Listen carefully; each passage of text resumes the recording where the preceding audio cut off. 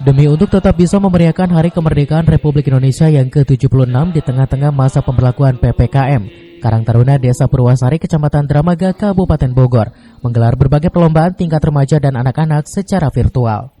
Perlombaan secara virtual ini terpaksa dilakukan oleh Karang Taruna Desa Purwasari dalam upaya untuk menghindari terjadinya kerumunan warga pada saat digelarnya pelaksanaan perlombaan tingkat Desa Purwasari.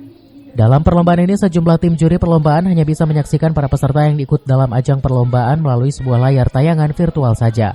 Dari menyaksikan tayangan secara virtual inilah nantinya tim penilai perlombaan akan menilai hasil dari para peserta lombanya.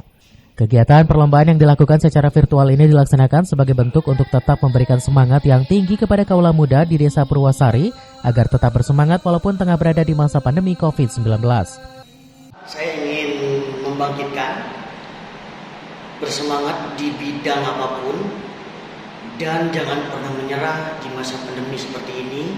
Ayo tunjukkan potensi-potensi para pemuda dan pemudi di Desa Purwasari khususnya.